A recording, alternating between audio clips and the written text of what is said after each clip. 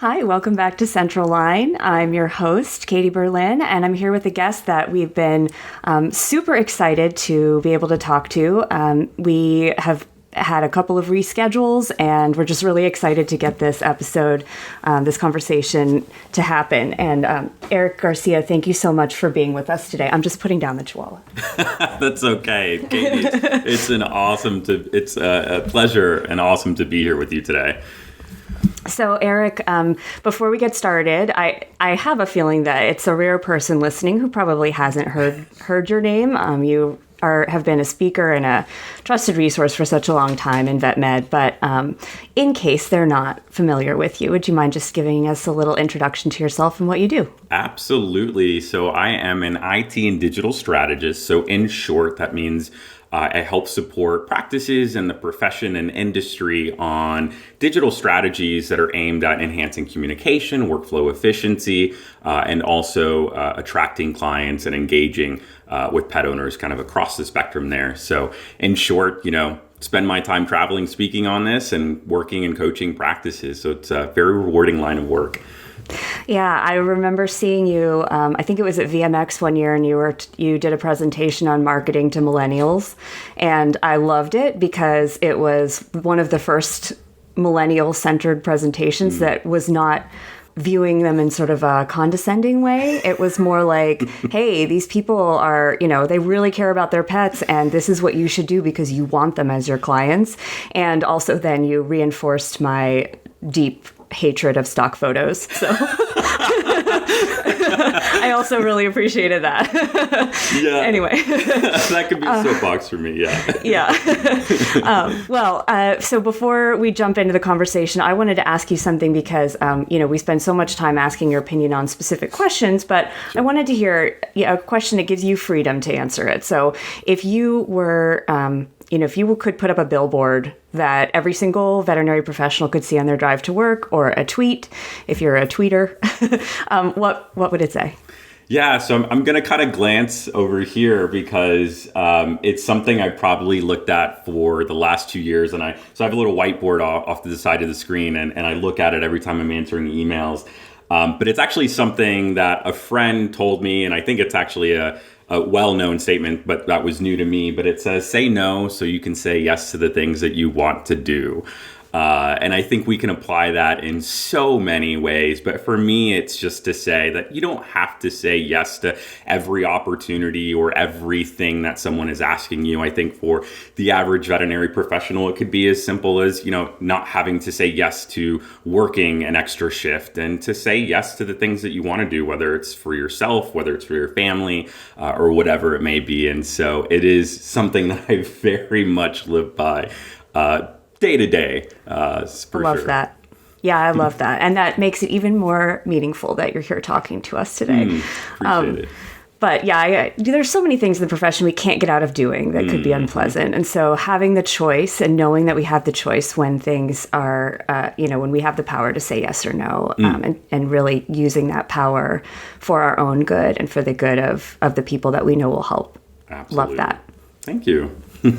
Okay, so today we're going to be talking about marketing, and something you know a lot about, and something I have an interest in and zero training. But marketing is something that I feel like could either be something people love, or it's kind of like a dirty word, and they're like, ugh, necessary evil. But, right now, everybody is so busy. I have not talked to anybody in our profession in the last 2 years who isn't just totally slammed, shorthanded, frustrated with clients sometimes, and just feeling like they're overwhelmed. So the good news is, right, when you're so busy that you can't take new clients, you don't have to focus on marketing, right? Yeah, not so much. Yeah. I had a feeling you were going to say that. Yeah. Well, it's interesting that you mentioned that, because that's something that I've been trying to get practices to think differently about over the last 2 years. So I have a lot to say around this, but I'll try to distill it down to some of the most important points. One being that it's true. Practices across the spectrum have been just insane, and that's just not been here in the U.S., but also in Canada. And in other parts of the world. And so practices are thinking, I don't need to change my website. I don't need to do social media. I don't need to do these things that are called marketing, or I don't need to spend money. But the reality is that there are two things. One is we should always have a brand presence or some sort of marketing that we can easily scale up. So it is important to have a fresh, new looking website and to have a social media presence and to have some search engine optimization. Things that maybe you don't truly need to spend a lot of money on, but we need to have that presence there. So when we start seeing the growth decline, then we can ramp up that presence. And so it's very critical, because if we don't invest on these things on a routine basis, especially when we're busy, and then when we start to see this decline happen, then we're going to have to spend months creating a website. We're going to have to spend months investing in a search engine optimization strategy that doesn't change overnight. We're going to have to spend time fine-tuning a Google ad campaign or creating content for social media. And so it's going to take months before you can reap the benefits of that, where if you already had a system in place, you can scale up. Second part of that is retention is a form of marketing. And a lot of practices aren't realizing that this influx of growth that they're receiving, if they're not investing in retention marketing strategies. So for example, in a reminder system that meets client expectations to ensure that those pet owners continue to come back into the practice, reaching out the appropriate number of times using those methods. Social media is a form of retention marketing. If we're not investing in retention marketing strategies, then all of this growth that we've received, we're simply going to bleed. And the way that you grow a truly sustainable practice, and what I mean by that is where you don't have any more exam rooms, where you're booked out for a long time, where you need more doctors and staff, is to retain a majority of what you get, which unfortunately, based off of what we see, most practices haven't maxed out their retention capability. And so all that simply means is that any growth that you receive, your marketing is just going to replenish what you're losing. And so oftentimes we become complacent because we're like, oh, new client numbers look great, revenue looks great, but then they fail to realize that they're bleeding a subset of clients. And so retention marketing is probably the most, it's always been important, but definitely within last year, the most important part of that strategy. Yeah, that makes so much sense. And I mean, I've heard out of the mouths of practice owners recently, like, well, we don't really need that client anyway because we're bleeding, we're bleeding staff and we have so many clients waiting to get in.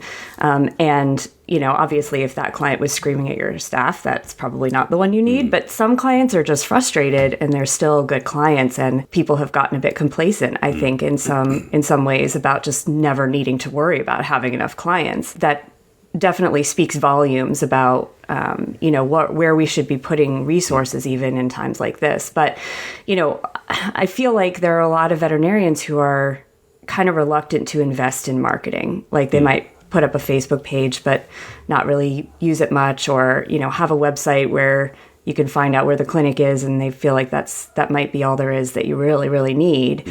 Why do you think that is?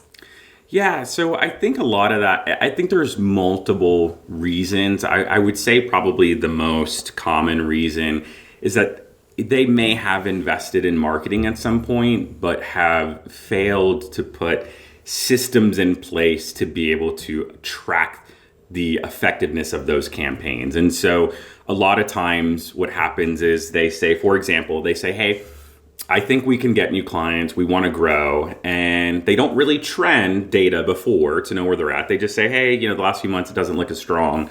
And then they hire a marketing company or, an agency or whatever it may be. And then they spend money on search engine optimization and Google ad campaigns and having someone coach them on social media content. And they'll spend this money for, a year or so. And then at some point, they'll just have this kind of gut feeling where they say, I don't really know if that's helping. I don't really know. Our new client numbers have been a little bit better, but it doesn't feel like it's doing much. And so either they'll stop spending or they'll fail to invest further. And a lot of that is just not knowing where they came from. And so I always tell practices, in order for you to feel good about any money that you're spending on marketing, it's important to be able to track your success before those efforts. I always tell practices, there are so many great tools out there that you can use. I know that Covetrus has a financial metric dashboard called Sparkline that you can invest in. There's Vet Success. There's so many tools out there that integrate with your management software and give you a financial dashboard and metrics dashboard to be able to monitor your performance. And so I truly believe you should sign up for one of those services, find what's best for you, and then invest in marketing and have those conversations with your marketing company, your website company, whoever it is that's managing your marketing, and saying, here's where we were trending before: patient visits, client visits, new client visits. And then have a quarterly conversation and say, we've invested this much. Here's where we're at. And then say, oh, look, we're growing. This is great. It's working. Or look at it and say, hey, we were investing money, but we're not seeing growth. Why is that? Have those conversations. I remember I met a practice, a few years ago at BMX during a workshop. And he said, I don't really believe in marketing, although it was a marketing workshop that he paid extra to attend. So I knew that wasn't fully true. But I asked him why, and he said he was spending $70,000 a year on marketing with a firm. And he said, and our new client numbers have been declining. And so I said to him, why didn't you have the conversation when you were only $5,000 in about why you're not getting a result? And he just, he admitted, he said, you're right. I should have recognized this early on. And so I always tell practices, in order for you to have that confidence, it's really important to monitor where you're at and to work with your marketing company. And the reality is if you don't get results after a certain time period, that maybe that's not the right fit for you. Maybe they're not delivering. But the ones who aren't reluctant are the ones who do track that very closely and see those returns. And I'll tell you, Katie, I try to share a lot of success stories in the lecturing that I do, whether it's someone I don't know that emailed me after a session or whether it's someone that we work with, to say, this is not theory, it works when it's done right. And so that's where practices are like, okay, maybe I should be doing this. So that's probably one of the most common reasons, I would believe. Yeah, that makes a lot of sense too. I mean, as veterinarians, I know, are kind of used to thinking about things with a direct cost-benefit analysis. Like, we're going to buy this therapy laser and we're going to charge this much per session and it's going to pay itself off in this amount of time. And sometimes, especially when we're not trying to attract new clients and can measure those numbers, I feel like it's probably pretty hard to just intuitively say, I know how to track my return on a marketing investment. But when you think about the number of clients that now are so used to seeing brands online and building loyalty that way, if we're not in front of them, then I could see why they would maybe gravitate towards another clinic that had a presence online, whether it's through a newsletter or website or social media. So that makes a ton of sense. And, I was thinking about that in terms of branding, because I was thinking about all those ads you get on Facebook. And if you look at the comments, people are like, why are you advertising a product that's been always out of stock, right? Like, every time I see this ad, I try to click on this pair of jeans and it's out of stock in all the standard sizes. And, the comments sort of build up like that. And you're like, yeah, why are they doing that? But of course, then there's this enormous demand for this product. As soon as it's out, they don't even have to advertise because people have been stalking the site for 6 months. Yeah. And I feel like we've got to kind of think about it that way, right? Like, we want to be in demand and have people say, okay, they're not taking new clients now, but they will one day. Yeah, so you're 100% right, and I love that way of looking at it. And just to kind of even take that and go back to your first question, practices are busy, and so they say things like, we don't want new clients to call us because we're not going to be able to schedule for 2-3 weeks out, or we don't want to do more with our reminder system because they're going to get upset because they can't be seen for 2 to 3 months. And I think somewhere something was lost where I don't believe, and I could be wrong, but I don't believe we ever painted a scenario where preventive medicine was an emergency service you had to have right away. And if we did, then we probably did something wrong at some point. And so it's really important to set expectations. So when we send a reminder or when we get someone who's a new client, instead of saying, ooh, I'm not going to be able to see you for 2 to 3 weeks, it's really busy. I think instead of saying that, which is natural for CSRs to do, just like when we present the bill, we're like, ooh, it's going to be high. Sorry. Sorry.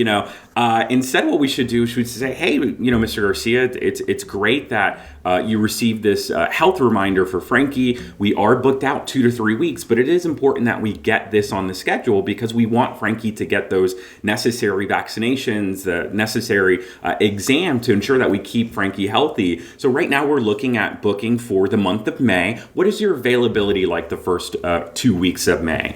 And start to look at it that way, because the reality is, we need to get those pet owners to continue to come to you. We need to get them to understand the importance of these services. And the reality is that right now you might be booked out 2 to 3 weeks in advance, but all good things come to an end and that will slow down. And so the way that you, again, become sustainable is that you continue to forward. It's not even forward booking. It's just continue to book those appointments out to when there's availability. So you saying that, someone saying something's out of stock really kind of jogged my memory on, that's a great example of that too.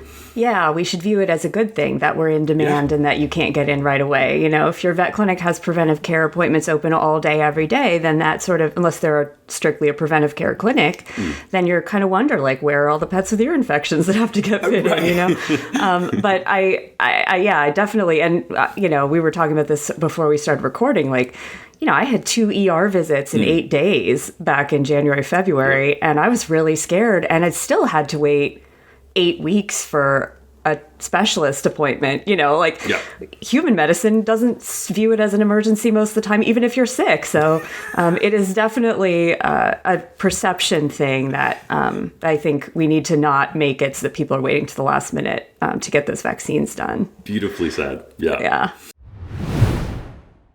This AHA podcast is brought to you by Care Credit. Care Credit understands you're busier today than perhaps ever before.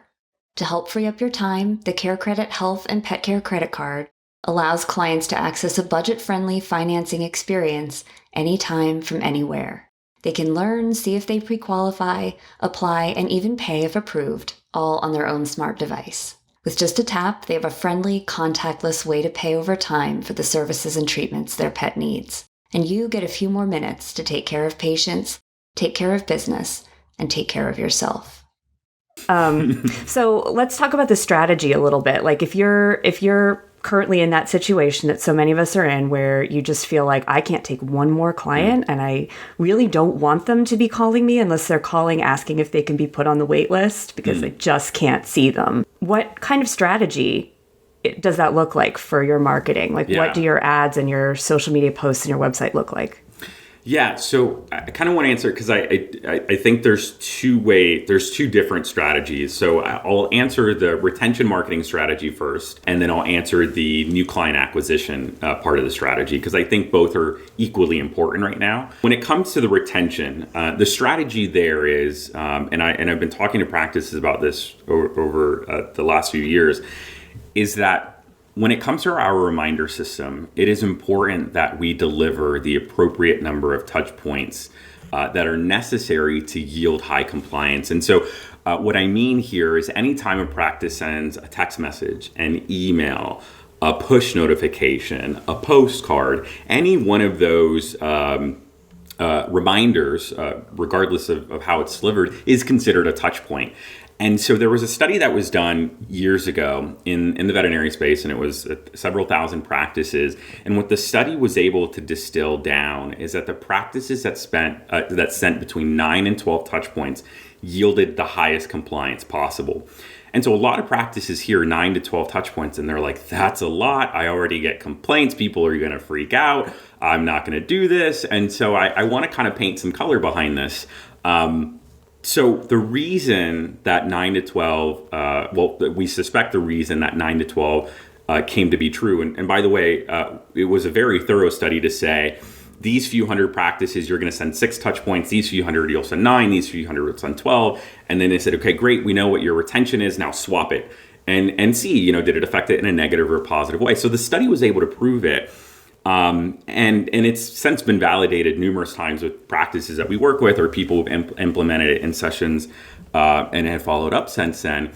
But the reason practices don't do it or are fearful of it, which I actually kind of like that as a profession, we've taken a more conservative approach with client communications. I think once you overdo it, that it's hard to undo it. So I actually appreciate that as a profession, we've been always worried about what the client might think or how they feel about it. But the reason that most practices don't do it is because they apply their own personal feelings to what they think all of their clients would feel. And the reality, Katie, is that, and we all kind of feel the same, is we're like, oh, well, I'm tired of getting messages from these retailers and they send me, 5 a week. And we have to remember that the reason they do it is not because it annoys the majority of their people who are following them, who subscribe. They're doing it because it leads to that desired action, which is a purchase or whatever the call to action is. A major online pharmacy in the veterinary space, not a I don't like to mention names, but a major company we've been talking about over the last few years. People don't realize that if you look at their metrics, they send 4.8 emails per week to our pet owners, and 95% of those emails actually include marketing. And they don't do that because pet owners are annoyed that they're getting almost 5 emails a week. They do it because it leads to that desired action, which is purchasing something online. And so it's important to recognize that we shouldn't really apply how we personally feel. We should always kind of go where the data leads us. And a lot of data, and what's great is we have veterinary specific data, but even if you look at non-veterinary specific data, it does tell that story of increased touch points. The other thing I always say with this is, if you get a client who's annoyed with too many touch points, we have to work with them instead of saying, okay, I'm sorry. And then they get a Post-it note and they put it on the manager's desk and then the manager has 5 to 10 Post-it notes. And then they say, well, we're going to turn off 6 touch points. Instead of doing that blindly, we should have our CSRs change the conversation and say, hey, Mr. Garcia, we're so sorry that you received a text message and a postcard. What is your preferred method of communication? Is it only text messages, or do you have our app and do you appreciate that more? Work with that client, and if they say, I don't want a postcard, I don't want a text, I don't want an email, well, then work with them, change that communication preference to where ultimately that client is then going to be communicated in the way that they want to be communicated. I love that. So yeah, that's a retention strategy. Yeah, it's like actual personalized care, like we're always talking about for the patients, and have the default be to communicate more, and you can work with clients who want less. Absolutely.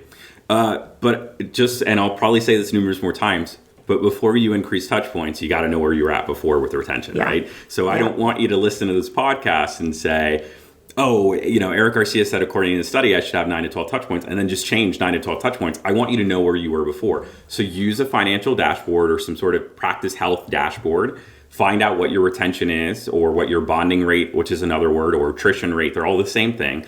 Find out what it is, make the change, and monitor success. So that way, at the end, you can say, hey, marketing, it works. This decision, it worked. The other strategy, so when it comes to marketing to new clients, it is important that we have something in place. So meaning here that if you're a practice and new clients are going to be seen at soonest 2 to 3 weeks, which, by the way, based on what I'm seeing, that used to be the case, but we're actually starting to see that shrink down a little bit. I think it's regional probably right now, but say a new client won't be able to be seen for 2 to 3 weeks, and that's been consistent. Then the strategy there is going to be, let's have a website. Let's make sure it looks good. You talked about stock imagery before. It's something I get on my soapbox about. Let's take this as an opportunity to swap out pictures, make things look good, make things sound good, make the website functional, make sure it's mobile friendly. Let's spend that time making sure the website is what it should be in order to differentiate ourselves from our competitors.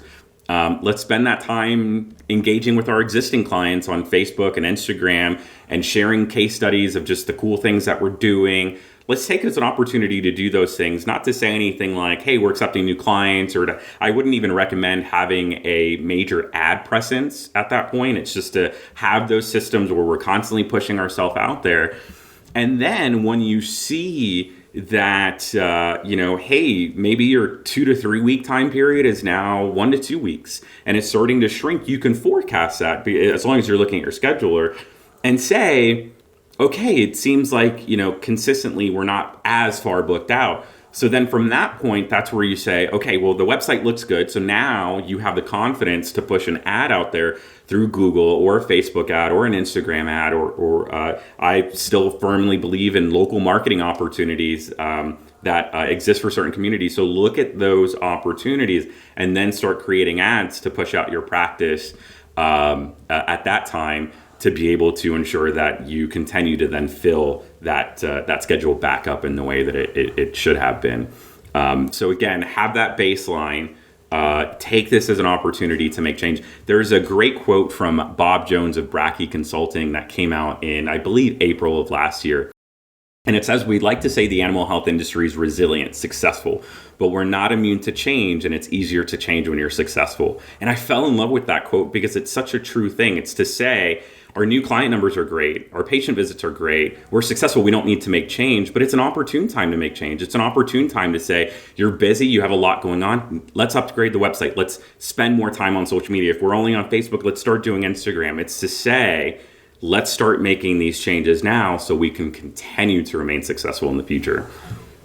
Yeah, that makes a ton of sense. And, I think practice owners and managers a lot of times feel like they have to do everything themselves. But, Caitlin DeWild was on the podcast a while back. Yep. Yeah, she's so amazing. And, she had talked about some ways that you can get team members involved in helping out with things like social media, people who really gravitate towards those platforms and love them and use them anyway. It won't feel as much like work when you're doing it, in a medium that you really like. And so take advantage of that, right? Have a plan, but definitely it seems like a lot of the team can get involved in these initiatives where, you're taking pictures of your team doing their jobs, and that tends to boost morale too, in my experience. There's nothing like seeing yourself in a selfie with this cute puppy and you're like, okay, my job's pretty cool. For sure. It's interesting. What Caitlin's saying is 100% true. The thing I always add to that is pay them, right? So, right. Yep. They're probably not going to be able to do it all when they're on the clock in the practice because of the nature of how busy things are. So pay them when they're doing it out after hours. And then the other thing is celebrate it with the team. During a team meeting, say, look at what Caitlin was able to do on social media. This is awesome. Yeah. I was, this may sound stalkerish, but it's not. So I had a practice recently that I know where they reshared a TikTok on their Instagram from an employee, which is not normally something I recommend doing because it has the employee's personal TikTok handle. But naturally, I was like, okay, I went to look at the employee's TikTok because it was a really good, social media post. And she was doing all these amazing things in the practice. And I was like, if she's not on the social media team, she needs to be on the social media team. Yeah. And by the way, don't share her personal TikTok account. Right, and make sure you get permission from the owners. Right. But yeah, to Caitlin's point, and to your point, 100% should that be the case. And the practices that are successful and consistent are those that have more of a team approach. Yeah, absolutely. I also liked something that you've come back to a couple of times in the conversation where, we're always looking for ways for team members. Hopefully there are team members listening who aren't practice owners or veterinarians or practice managers and who oftentimes feel like they don't have a ton of power to change the way things are done in their practice. That's the lot in life of many team members because you can't change everything yourself, especially when you're coming at it from a CSR position or a technician or even an associate vet. And so, but the CSRs, there's no reason why a CSR can't start communicating with clients on the phone the way that you were saying, where it's not so sorry, we can't accommodate your request. It's more of a, yes, I'd love to accommodate your request. Let's see when we can make that happen. Such a big difference, and that's a mindset and a vocabulary shift, really.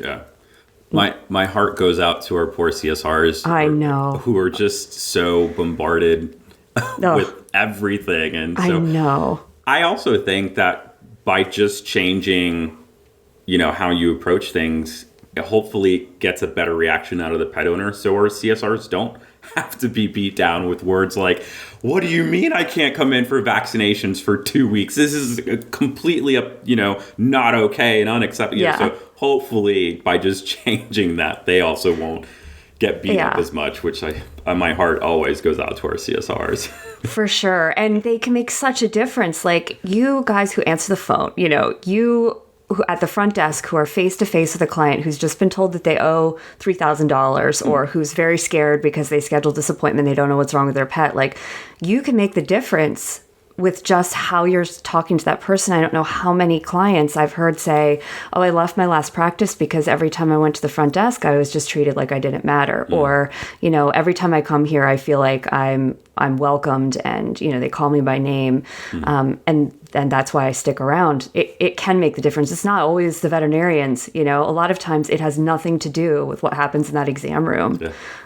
So I agree. It's like when you get holiday, cards around the holiday at the practice, a lot of that does come from the CSR who's taken that extra 5 minutes to say, hey, how's your son or your daughter doing? And, how's your, you just got married or you just had surgery in your arm. How's that? Yeah, it's the CSRs who are so good at remembering those things that you're so right, Katie. Those are a lot of those interactions are what they remember, and that's what bonds them to the practice.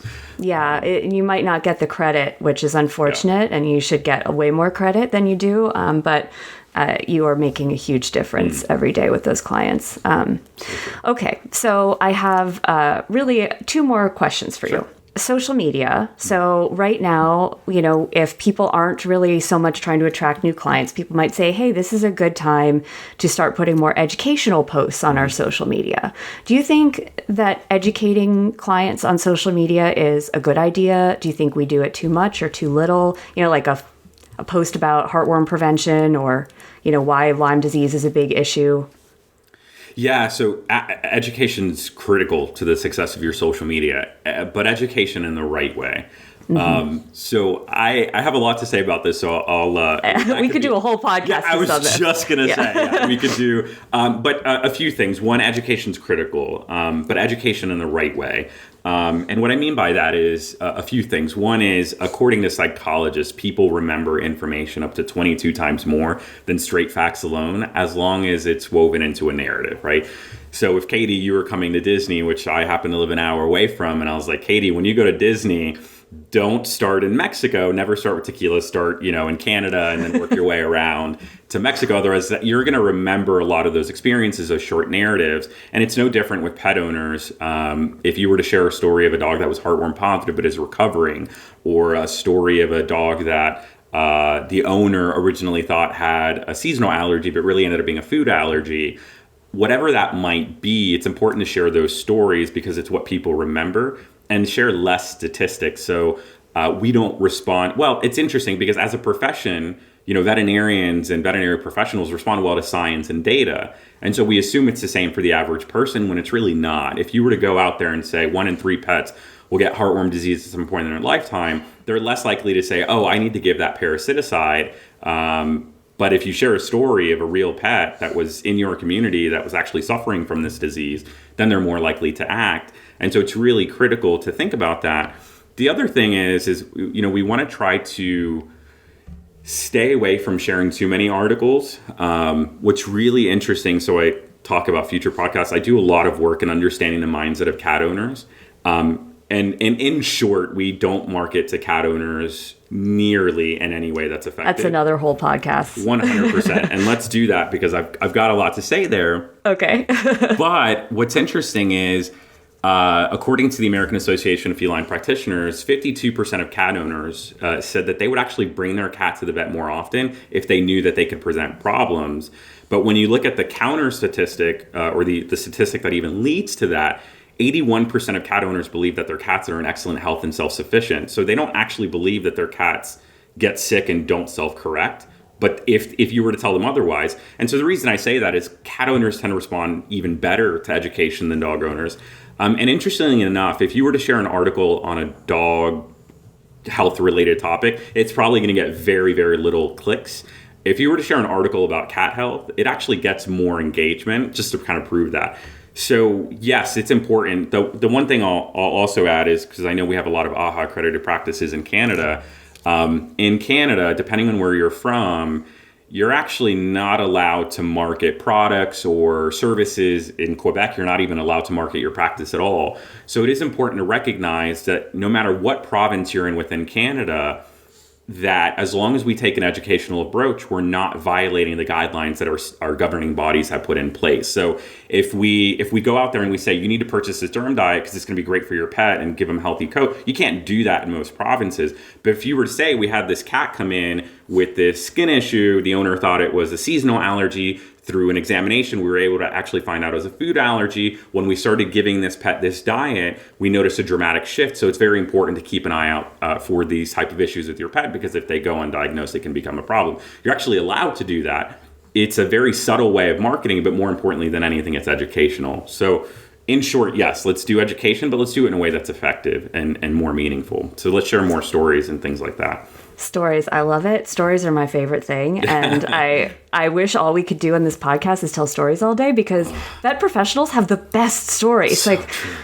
I feel like we don't realize how lucky we are compared to, say, your average dentist or like lawyer, that, every single appointment we see is a story and a cute picture. And like, marketing could be just that easy, right? If we were just like, hey, let's just mine this content for what it is. Yeah. And that makes a ton of sense. And I love that about Canada, that you can't just put an ad on your social media, but you can say why this pet got better with the help of a product. I think that's really cool. One of the things that, and I am circling back to that marketing to cat owners, by the way, you'll be getting an email from me. Let's do it.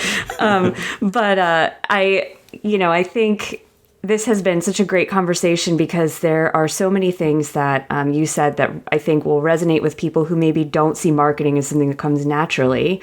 One being that data is important. And as you say, we're data-driven people. We use this medication because the data says it works, and we use this diet because there's tons of data behind it, versus just buying something off the shelf. And if data tells us that marketing is important, even when we feel like we can't see straight because we're so busy, then it seems like it's probably worth spending some time and resources to get that done and get it done right.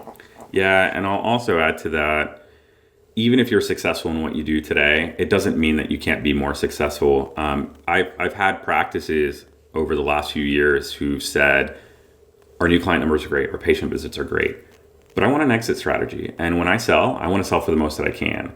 And so they say, even though I'm doing well, I want to do better. And so I always tell practices, you don't have to make change when key performance indicators are going in the direction that you don't want them to. You can very much make change now, especially if you're an owner looking to sell at some point in the future. You've built this practice, you put a lot of blood, sweat, and tears into it. It would be nice to get what it was worth in that. And so just always think about it from that sense as well. But yeah. Yeah, absolutely. So to close out, I'd like to ask you my last question, Sure. which is, if your practice is like, oh, I've really been neglecting this area, or I know I have to do more, but it just seems overwhelming. Like, what's one thing that any practice could probably start doing tomorrow to, kind of up their marketing game, beef up that strategy? Yeah, so I don't think there's a wrong first thing. I think what I like about the nature of the question is that I always tell practices it's to pick one thing. I think one of the things that I've seen work really well, and it ties into what we mentioned a few moments ago, is don't try to do this yourself. So I think the best thing that you can do is set up a team meeting and say, hey, we want to do more with marketing. We want to tell more stories. We want to educate more pet owners. What are your ideas? And work with your team, and you're going to very quickly see who's very excited and into it and who's going to help you. And then you're also going to very quickly see people who are just not interested or engaged in that by any means. And once you get that, it could be a group of people, it could be one person, right? Once you get that additional support, then sit down and brainstorm and say, look at our website, look at our competitor's website. How's that going? Look at the pictures. Are they personalized pictures? Let's go to Facebook and see, are we sharing enough cat pictures in comparison to dog pictures or content? But a lot of times when you take that team approach, you will start to just get a ton of ideas about what the direction that you can take. But once you get those ton of ideas, continue to narrow it down to one thing at a time. If it's updating the website, updating pictures, adding more cat content, just focus on that one thing at a time. I don't think there's any wrong approach when it comes to just doing something. Yeah, that's great advice. That activation energy to get going is sometimes the hardest thing to find. But getting your team involved is always a good idea with almost every big decision, it seems like. That's a good rule of thumb, is like if you're trying to do it all on your own and your team doesn't know, that's probably the first step you should take. So plus it's fun. Yeah. Yeah, it's fun. It's fun to brainstorm and work on things together. So Eric, thank you so much. This has been so much fun. And I think I've identified like 65 other topics that we could talk about. So maybe I'll try to narrow that down to one, and we can hopefully do this again sometime. But I wanted to thank CareCredit too quickly, because CareCredit is actually making this episode possible, and several others this first year of our podcast, and I'm really, really grateful to them. Can I add, just because it's CareCredit, I always tell people, just last marketing tip, proactively talk about financing. Don't wait. So, and what I mean by that is you can easily, and your reminders, when I get a reminder that says my pet's due for a service, have a link at the bottom that says, are you looking at ways to afford care? Or, something a little bit more eloquent. Have a link that goes to your website that shows all of your financing options, including CareCredit. So sorry, I just felt the need to throw that in. No, I love that.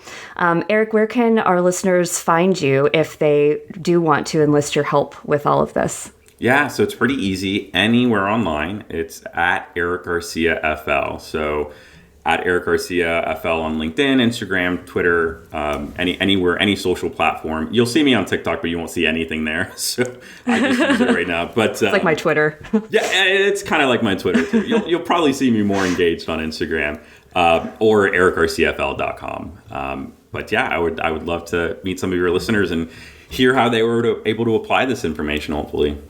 Fantastic. Thank you again so much, Eric. Thanks to CareCredit. And thanks to everybody for listening. We'll catch you next time on Central Line.